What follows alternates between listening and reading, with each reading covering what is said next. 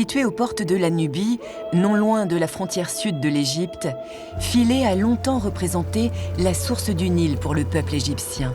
L'endroit d'où les dieux faisaient jaillir l'eau nécessaire à la vie sur terre. Mais qui dit frontière, dit également zone de commerce. Sous la dynastie des Ptolémées, l'île est une plaque tournante pour le négoce de métaux précieux. La Nubie a été longtemps célèbre pour l'or qu'elle procurait à l'Égypte et que les pharaons ont exploité. Un temple en Égypte ancienne, ça n'est pas juste un lieu de culte, c'est également un lieu de production. C'est un lieu d'échange, c'est un lieu où on rend la justice, c'est un relais du pouvoir central, du pouvoir de Pharaon, finalement, qui est lui-même partiellement divin. Bâtir un temple gigantesque à cet endroit précis répondait donc à un double enjeu pour les pharaons. Faire la plus belle des offrandes aux dieux protecteurs du Nil et asseoir leur suprématie économique et politique sur la région. Pour toutes ces raisons, les temples de Philæ sont considérés comme un patrimoine mondial inestimable. Voir ces temples disparaître, ça aurait été inimaginable, ça aurait été une énorme perte. Ce sont les plus beaux exemples qu'on ait d'une architecture égyptienne du Sud. C'est ainsi que l'on a estimé désespérément que les temples devaient être déplacés ailleurs afin de les préserver pour les générations à venir.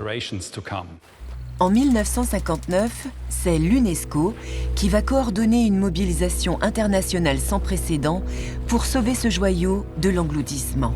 Ingénieurs et archéologues envisagent alors 3 options.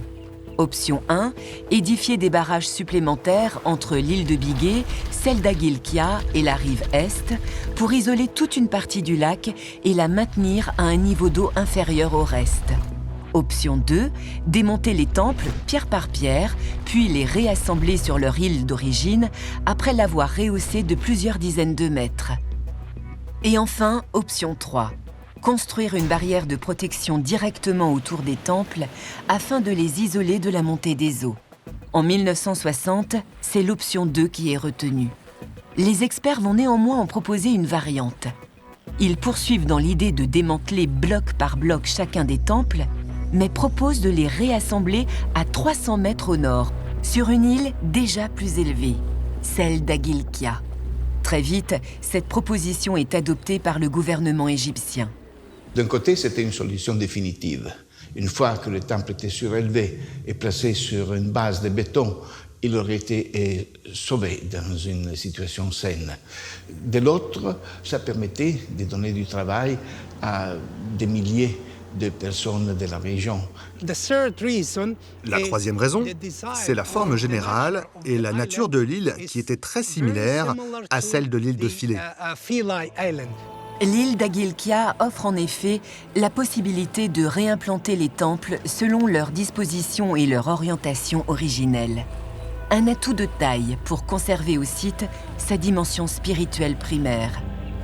Effectivement, l'orientation avait dans l'architecture égyptienne une importance vraiment primordiale.